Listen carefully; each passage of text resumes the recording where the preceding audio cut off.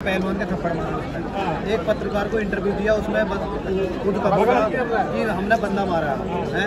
तू तो अपने आप को नहीं समझ रहा, तेरे सामने आज के टाइम में है ही नहीं। एक टाइम पे ये आदमी भी तो ऐसे समझता होगा किसी को कि तुम्हारे सामने कोई नहीं है, देखो जी मिट्टी हो गया। मगर इसे ये नहीं दिख रहा कि जो पब्लिक है उससे भी बड़ा हो गया ये। और ऐसे मोदी जी को भी नहीं दिख रहा है क्योंकि भाई जो जनता, पूरे देश की जनता यहाँ आ रही है, अपनी स्तुति करवा रही है। और एक आदमी वो जो बंद कमरे में बैठा हुआ पत्रकारों से भी कह रहा चल भाई चल कैमरा बंद कर है, वो इतना बड़ा दबंग हो गया, वो इतना बड़ा बदमाश हो गया। कहाँ से आ रहा है? सरकार दे रही है, सरकार की वजह से आ रहा है इतना गरूर। वरना एक आम आदमी या एक संसद ऐसे कर सकता है? सत्ता में तो गरूर था। कितने गोली लगी पता है उसे? उसमें भी लगेंगी। अगर सरकार नहीं करेगी तो पूरा देश करेगा। देश तो उसको भी 39 है और देश सत्ता का लेकिन हमारा गौरव यहाँ घूम के आंसू रो रहा है और वो लोग वहाँ से बोल रहे हैं, भाषण दे रहे हैं। वही तो सवाल है कि जहाँ मोदी जी कहते थे बेटी पढ़ाओ बेटी बचाओ, वे बेटियां जब मेडल लेकर आती थी, अब बेटियों का शोषण हो रहा है, मोदी जी को दिखाई नहीं दे रहा। अब किसी भी बीजेपी के कार्यकर्ता को नहीं दिखाई दे रहा, बजरंग दल RSS किसी को दिखाई नहीं दे रहा। क्या ये उनकी बेटियां नहीं है? क्या उनके लिए मेडल नहीं लेके आई? देश के लिए मेडल नहीं लेके आई? लेकिन नहीं, अब तो एक ही बात है, ये विशेष जाति और जाटों के नाम पे क्या एक हिंदुस्तानी नहीं है?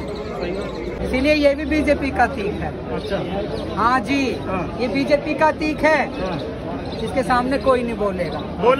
बोलेगा एक सत्ता आएगी फिर आएगी, बोलेगा जब देश समय होता है फिर बदलेगा। जब देश एकजुट हो जाएगा ना तो सब बोलेगा, ये भी अंदर जाएगा। तो आपका घड़ा कब तक खाली रहेगा? जब भर जाता है वो अंदर जाएगा ही। आज पूरा पहलवानों के लिए पूरा देश एकजुट हो रहा है, भाई बहने माताएं सब आ रहे हैं और ये हमें पूरा विश्वास है न्याय मिल के रहेगा। पर हम जाने वाले भी नहीं है, जब तक न्याय नहीं मिल जाएगा इन पहलवानों को, हम जाने वाले भी बिल्कुल यहाँ से है नहीं। प्रज्वल सिंह जी कहते हैं मेडल नेता दिलाते हैं, ये बोला कि मेडल नेता दिलाते हैं, मैं डाइट का खर्चा दूंगा, ब्रजभूषण को भी, अमित शाह को भी, मोदी को भी, तीनों मिलके एक मेडल ला के दिखा दे। और वो तो भूषण ने तो ये कहा कि अगर इनका मेडल आया तो उसमें मेरा भी सहयोग है, क्योंकि जब से मैं आया तब से ज्यादा मेडल आया। वो अपनी जेब से पैसे देता है क्या? जनता के टैक्स के पैसे हैं, उसकी जेब के पैसे हैं क्या? जनता के टैक्स के पैसे जाते हैं क्या? 10 साल पहले देश को एक भी मेडल नहीं आया? 10 साल पहले एक मेडल आया ही नहीं, फिर कोई भी ला रहा है मेडल। अरे क्या है वो?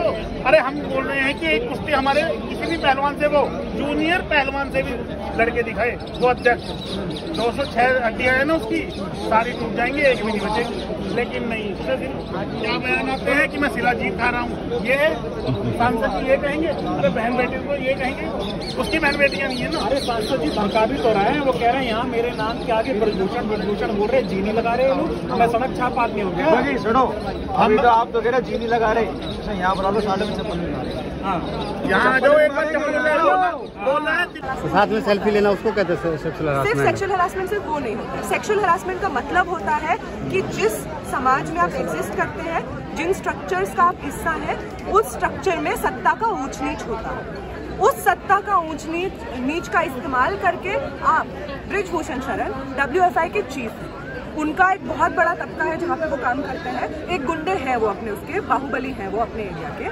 ऐसे इंसान जिसके पास इतना पावर है कि उनका अगर मन करे, ये रेसलर्स जो यहाँ पे प्रोटेस्ट कर रहे हैं, इन्होंने खुद अपने इंटरव्यूज में कहा है कि इनको सोशल बॉयकॉट झेलना पड़ा है। इनको जो तमाम उसके लिए बुलाया जाता था फेलोशिप्स, ट्रेनिंग प्रोग्राम्स के लिए, वो नहीं बुलाया जा रहा है, लोग इनसे बात नहीं करना चाह रहे हैं। इनको ये तक बोला गया है कि तुम्हारे परिवार का वो इंसान उस रास्ते से जाता है, हमें पता है, देख लेना कहीं कहीं उसकी मौत ना हो जाए, ये सब उनको बोला गया है।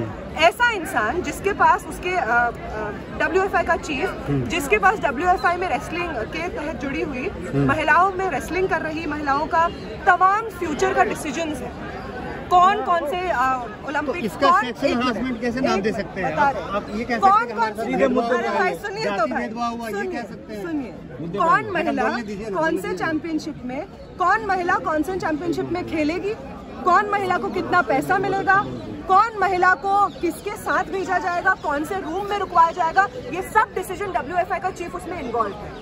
अगर कोई महिला WFI के चीफ के खिलाफ एकदम से आंदोलन खड़ा कर देती, बोल देती कि इसने मुझे किया है, तो वो उसको साइडलाइन कर देता, जो कि आज इनके साथ हो रहा है। ये पूछने के बजाय कि इतने दिन चुप क्यों नहीं थी, ये पूछना चाहिए कि तो क्यों पता तो आज तक ये नहीं चल पाया कि शोषण हुआ किसके साथ है। उन औरतों का नाम है। जो इंक्वायरी हुई है वो औरतें जाके टेस्टिमनीज दी है एक के बाद। अरे बोल रे बहना, हल्ला बोल। बोलने दीजिए ना मैडम, आप तो हल्ला बोल के लेके जा रहे हैं मैडम। ये 12 साल से हल्ला बोल तो होता ही रहेगा। सवाल है। हाँ, तो सेक्सुअल हैरासमेंट ऐसे काम करता है। हाँ। सेक्सुअल हैरासमेंट काम करता है जब एक ताकतवर पुरुष के हाथ में अपने अंडर काम कर रही हर महिला का पूरा फ्यूचर होता है, पूरा जिंदगी होता है। ऐसी स्थिति में महिलाओं का उस आदमी के खिलाफ बोलना कितना मुश्किल होता है ये हमें समझना चाहिए। जितना सेक्सुअल हैरासमेंट, रेप का केसेस आता है वो फैमिली के, उसमें से ज्यादातर केसेस। तो इसके जिम्मेदार मोदी जी कैसे हो गए? उसके जिम्मेदार हर चीज की जिम्मेदारी अब मोदी जी पे थोप दो। मोदी जी पीएम बने हैं ना, ऐश करने के लिए बने हैं या जनता को जवाब देने के लिए बने हैं? अगर उनके पार्टी से चुना हुआ एमपी एक सेक्सुअल हैरासर है तो उस पर कौन इंक्वायरी करेगा, उस पर कौन एक्शन लेगा? हम लोग तो ले नहीं सकते, हमारे पॉलिटिकल पार्टी से तो है नहीं, मोदी जी को ही लेना। तो एफआईआर तो दर्ज हो गया है। कैसे दर्ज हुआ? यहाँ पे इतना बैठ के रोना पीटना करना पड़ा, कोर्ट में जाना पड़ा, तब जाके एफआईआर दर्ज हुआ। क्यों नहीं हुआ पहले एफआईआर दर्ज? क्या एक मूलभूत अधिकार नहीं है? कोई महिला के साथ अगर सेक्सुअल हैरासमेंट होता है वो पुलिस के पास जाती है, क्यों दिल्ली पुलिस ने एफआईआर नहीं दर्ज किया जब पहली बार उनके साथ गए? क्यों जाके कोर्ट में जाना पड़ा? ये सवाल होना चाहिए कि क्यों हर मौके पे जितना मुश्किल आप बना सकते हैं न्याय पाने के प्रोसेस को उतना मुश्किल बनाया जा रहा है। और इस पूरे प्रोसेस में भाजपा के अलग अलग नेता चुप है, प्रधानमंत्री चुप है। लेकिन सवाल ये है कि लोग कह रहे हैं कि आप लोगों को विपक्ष वाले ने बिठाया है यहाँ पे। हम तो विपक्ष वालों को हम तो नहीं बिठाए, हम लोग फंडिंग हुई है। एफआईआर तो हो गई है उसके बाद। ये तो शाहीन बाग के वक्त भी बोला गया, किसान आंदोलन के वक्त भी बोला गया, हर बार आप यही बोलते हैं। आपके खिलाफ जितना तो शाहीन बाग के टाइम पे यही लोग विरोध कर रहे थे। कौन लोग विरोध कर रहे थे? आप जाकर ट्विटर देखिए, मूवमेंट कर रही थी। विनेश फोगाट शाहीन बाग में बैठी हुई थी, हमें भी दिखाई है। नहीं, उनके ट्विटर देखिए, उनके जो फोगाट फैमिली है उनके ट्विटर जाकर के चेक कीजिए। आपने देखा नहीं? आप गीता फोगाट का दो चीज बोल रहे हैं ना। आप तो ये बोल रहे हैं कि यही लोग प्रोटेस्ट कर रहे थे शाहीन बाग में, फिर बोल रहे हैं कि अरे हमने कहा नहीं, आपने सुना गलत है। हमने ये नहीं कहा, हमने ये नहीं कहा है। हमने ये कहा कि ये लोग उस टाइम पे विरोध कर रहे थे उन लोगों का जो बैठे हुए थे शाहीन बाग में। आप ट्विटर देखिए। ठीक 2 मिनट और बोल लीजिए, वीडियो हो जाएगा हमारा। वो बिल्कुल विरोध कर रहे थे। हाँ। और तमाम वो लोग जो हमेशा शाहीन बाग की तरफ या फार्मर्स मूवमेंट की तरफ, किसान आंदोलन की तरफ ऐसे सोच के देख रहे थे कि अरे ये लोग तो फालतू लोग हैं, बिना मतलब के बैठ गए हैं, पैसा दिया जाता है।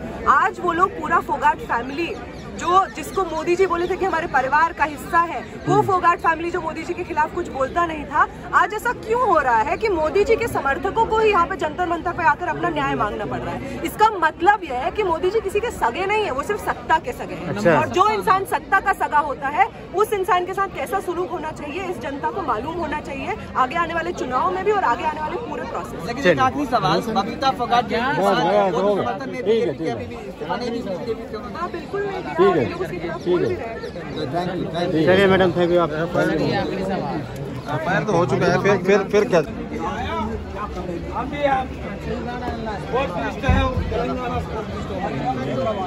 तेलंगाना स्टेट का स्पोर्ट्स मिनिस्टर क्या हो रहा है इधर?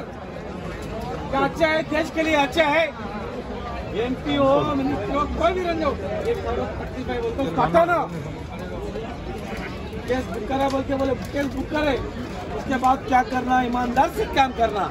जब आपके साथ पब्लिक रहता, ये औरत के साथ कोई रहता, कोई पार्ट रहता, उसके साथ पब्लिक रहता।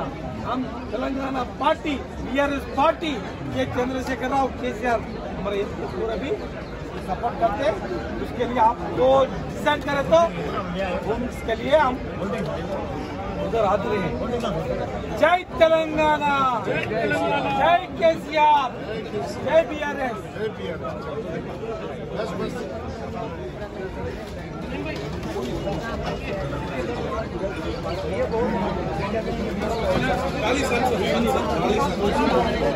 गिरफ्तारी नहीं हुई तो ये आंदोलन बड़ा होता जाएगा, ये गली गली तक पहुंचेगा। ये आंदोलन आज जो यहाँ पे पहुंचा है ये भारत को मजबूत करेगा। ये आंदोलन भारत की गलियों में जाएगा। आप ये मत सोचो कि आंदोलन कमजोर होगा, आंदोलन मजबूत पे मजबूत होता जाएगा। आज हमारे देश की सरकारें कमजोर पड़ देंगी और आंदोलन इस बड़े पैमाने पर पहुंच जाएगा कि बहन बेटियों को मोदी सरकार कुछ चिट्ठी लिखेंगे कि आंदोलन वापसी ले लो, हम उसको अरेस्ट करने को भी तैयार है, हम उसका इस्तीफा करवाने को भी तैयार है। शरण सिंह कह रहे हैं कि हम 6 बार के सांसद हैं, इनके इनके वजह से थोड़ी है, इन लोगों ने वोट थोड़ी दिया, जनता हमारे साथ है। यहाँ पे सवाल उनकी सांसदीय शक्ति की वजह से नहीं हो रहा, सवाल हो रहा है उनकी जो संघ थोड़ी है। आज जो पहलवानी संघ के वो अध्यक्ष बन के बैठे हैं, आज आरोप उस पे लगे हैं, उनके संसदीय कामों की वजह से नहीं लगे हुए। तो जब उनके जिन कामों की वजह से लगे हैं उनके हिसाब से उन्हें बाहर निकालना चाहिए, क्यों नहीं बाहर निकालते हो? कह रहे हम पहलवान भेज रहे, कुश्ती कर ले, ये लोग पता चल जाएगा। आज एक छोटी सी बात होती है, ये तो बात का मुद्दा है, यहाँ पे पहलवानों की लड़ाई का मुद्दा नहीं है, यहाँ बहन बेटी की न्याय का मुद्दा है। जिन बेटियों ने आरोप लगाए हैं उन आरोपों की जांच हो, उसको अरेस्ट किया जाए, उसे बाहर निकाला जाए, ये मुद्दा है हमारे देश के अंदर। आखिरी सवाल है, किस कहा जा रहा है कि टूल किट तैयार आप लोग कर रहे हैं यहाँ पे? देखिए, हम लोग यहाँ पर एक समर्थन जुटा रहे हैं, हम लोग यहाँ पर समर्थन को मजबूत करने के लिए खड़े हैं। हम भारत के तिरंगे का सम्मान करते हैं और हम उन बेटियों को न्याय दिलाने के लिए आखिरी सांस तक लड़ेंगे जिन्होंने भारत का नाम इतना बड़ा किया है। बजरंग बली की, बजरंग बली की,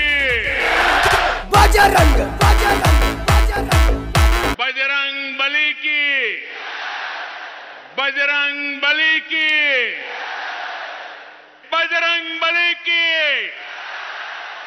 बजरंग बली की, बजरंग बली की।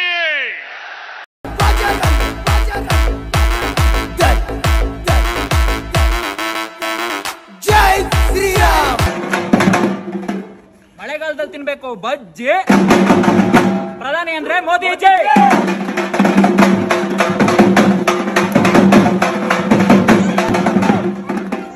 ಎಲ್ರೂ ಬಿಡ್ಬೇಕು ಬಾಯ್ ಬಾಯಿ, ಮುಂದಿನ ಸಿಎಂ ನಮ್ಮ ಬೊಮ್ಮಾಯಿ।